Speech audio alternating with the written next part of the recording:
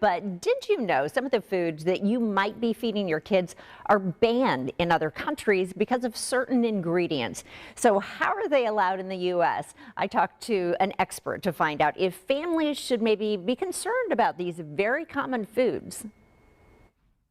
Ingredients: sugar, corn syrup, hydrogenated palm kernel oil. Trina Rose is not only a busy mom trying to serve the healthiest foods possible to her 4 kids, but also a hospital wellness coordinator. Are you just surprised that there are products sold legally in the U.S. but have ingredients that are banned in other countries? Kind of surprised and kind of not. I think we do fast, cheap, and easy in America, and kind of everything in excess. So what are we talking about? Skittles, Pop-Tarts, Gatorade. Oh, and those yummy Little Debbies. Banned in the European Union because of dyes like Yellow 5, Yellow 6, and Red 40. The EU banned these artificial colors after scientific research indicated they could be harmful to health, especially to young children. We do allow GMOs here, but in most of Europe, they don't. Amanda Deering, an associate professor at Purdue's job is food safety. You know, I could see how that would be alarming, that, you know, how come Europe doesn't allow something that we eat every day? And I could see the concern, you know, but I think too, it's all about how much of that chemical that could actually cause illness. Coffee Mate, Ritz crackers, those warm buttery Pillsbury biscuits, all banned in Switzerland, Austria, Hungary, Iceland, Norway, and Denmark because of trans fats like partially hydrogenated soybean and cottonseed oils. Wheat thins and cereals like Frosted Flakes banned in the United Kingdom, Japan, and parts of Europe because of a chemical called BHT, a flavor enhancer.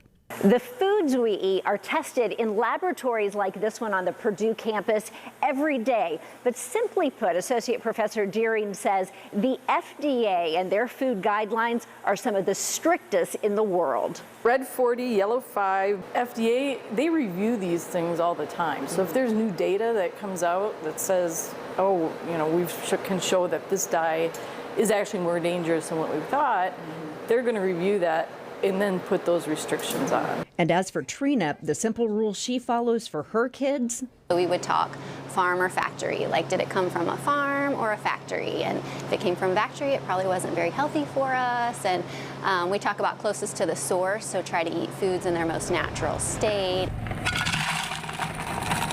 Very smart. Now, we did reach out, of course, to the FDA for comment. They gave us this statement: all food additives and color additives are subject to FDA approval before they may be used in food and require pre-market evaluation before marketing.